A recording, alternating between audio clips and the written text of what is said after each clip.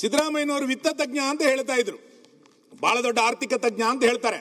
ಈ ಆರ್ಥಿಕ ತಜ್ಞನ ಜೊತೆನಲ್ಲಿ ಇವರೊಬ್ಬರು ವ್ಯಾಕರಣ ತಜ್ಞ ಅಂತ ನಾನು ವ್ಯಾಖ್ಯಾನಿಸ್ತೇನೆ. ಯಾಕೆ ಅಂತಂದ್ರೆ ಇಡೀ ಬಜೆಟ್ ನಲ್ಲಿ ಹೊಸ ಹೊಸ ಶಬ್ದಗಳನ್ನ, ನಾವು ಕೇಳದಲೇ ಇರುವಂತಹ ಶಬ್ದಗಳನ್ನ ಪ್ರಯೋಗ ಮಾಡಿದ್ದಾರೆ.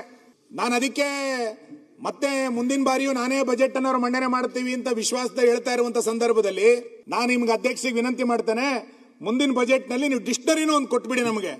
ಯಾಕೆಂದ್ರೆ ಹೊಸ ಹೊಸ ಶಬ್ದಗಳು, ನಮಗೆ ಗೊತ್ತಿಲ್ಲದೆ ಇರುವಂತ ಹೊಸ ಹೊಸ ಶಬ್ದಗಳನ್ನ ಉಲ್ಲೇಖ ಮಾಡ್ತಾ ಇದ್ದಾರೆ. ನನಗೆ ಆರಂಭದಲ್ಲಿ ಹೇಳಿದ್ದು ತೆರಿಗೆಯ ಟ್ರಸ್ಟಿ ನಾನು ಅಂತ ಒಂದ್ ಕಡೆ ಉಲ್ಲೇಖ ಮಾಡ್ತಾರೆ, ಇನ್ನೊಂದು ಕಡೆಗೆ ಟ್ರೋಟಿಂಗ್ ಎಕನಾಮಿ, ನಮಗೆ ಗೊತ್ತೇ ಇಲ್ಲ, ಕೇಳೇ ಇರಲಿಲ್ಲ ಇದು ನಾವು. ಟ್ರೋಟಿಂಗ್ ಎಕನಾಮಿ 11G ಅಂತ ಹೇಳಿ ಒಂದು ಹೊಸ ಘೋಷಣೆಯನ್ನ ಸರ್ಕಾರ ಮಾಡಿದ್ದು. ಫಲಧಾರೆ ಎನ್ನುವಂತ ಇನ್ನೊಂದು ಹೊಸ ಶಬ್ದ, ಭೀಷ್ಮ ತತ್ವ ಅನ್ನುವಂತ ಇನ್ನೊಂದು ಶಬ್ದ, ಬೆಂಕಿಯನ್ನು ಬೆಳಗಾಗಿಸುವುದು ಅಂತೇಳಿ ಒಂದು ಹೊಸ ಪ್ರಯೋಗ, ಬೆಂಕಿಯನ್ನು ಬೆಳಗಾಗಿಸುವುದು, ಬೆಂಕಿನಲ್ಲಿ ಬೆಳಕನ್ನ ಕಾಣ್ತೇವೆ ಎನ್ನುವಂತ ಹೊಸ ಪ್ರಯೋಗ.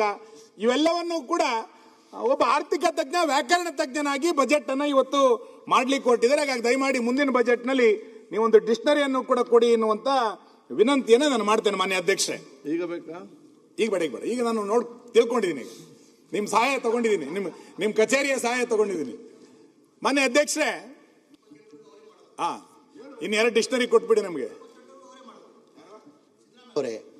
ಬರ್ತೀನಿ ಕೊನೆಗೆ ಬರ್ತೀನಿ. ಒಂದಿಲ್ಲ, ಇನ್ನ 2 ಬಜೆಟ್ ಕೊಡ್ತಾರೆ.